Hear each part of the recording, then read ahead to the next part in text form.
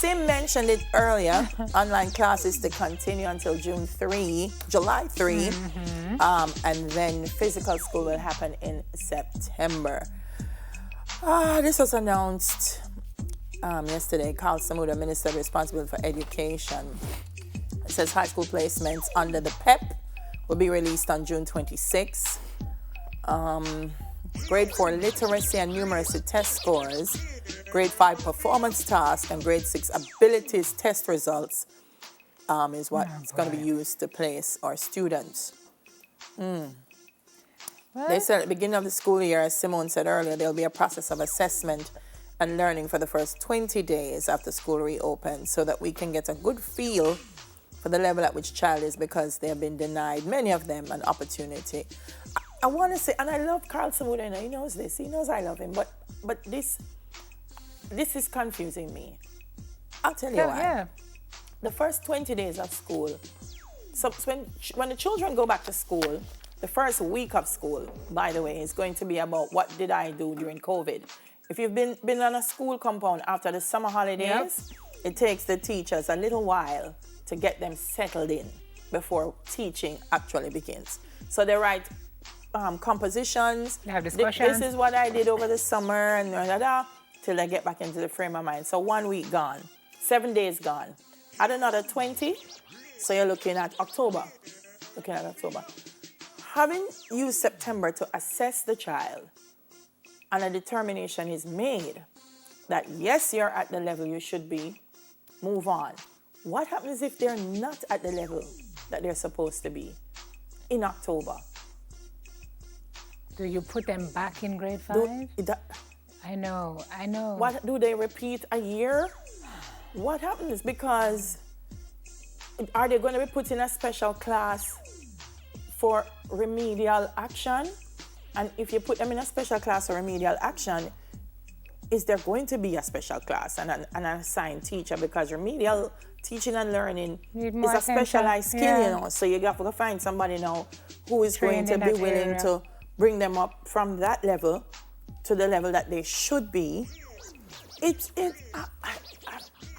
don't know. I wouldn't want to be the one to figure it out, because really and truly it's not easy. No. And I don't see how else you can move the grade 6s forward without using what you have, which is the grade 4 literacy, the numeracy test scores, and the grade 5 performance task. But the question that Delia asked is a real question. For me, just to walk Anne into school in September knowing she's walking into 20 days of tests gives me anxiety. But I guess it is what it is. I think it's rough on them, but if that's the way you're going to assess them. But and really, I want to say something which you just raised. We're placing grade 6 students based on their grade 4 literacy and numeracy scores. Because they wouldn't have done I know a child, she was at a school, the teacher said the child is slow, she's not reading at the level, she's not writing, and the parent took a decision to move her from that school, put her at a next school. I won't say which, because I'm not trying to stigmatize any schools. But when she moved to the next school, she got an award for most improved. She's now an attorney, by the way, passed the New York bar. The child that could not read 2 months before she went to the next school. And I'm not blaming the teachers. Maybe it was the environment. She wasn't fitting in well. But grade 4 and grade 6, that's a whole 2 years worth of difference, And a child that may not be as they should in terms of literacy and numeracy in grade 4 may have really put in some work to grade 6. Right, and at grade 6 they've only had one performance task exam. So, and that's the grade that you're going to use to place them. Yeah. So I know on paper it sounds like the easiest fix, but COVID is not an easy issue. And we have to sit down and make some.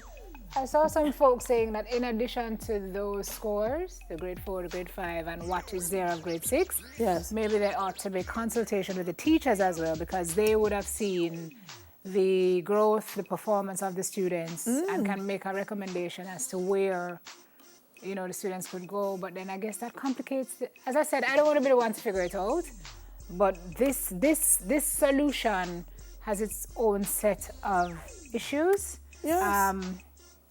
I don't know. It's rough.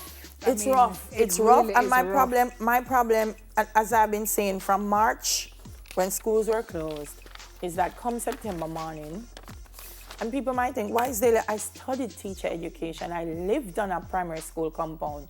So when I'm telling you about these things, I know what it means to have children who are behind the rest of the class. I know the struggles. So when you hear me talking, I'm not trying to be a troublemaker. I'm seriously, genuinely concerned about what will happen to the children. But let's see what will happen.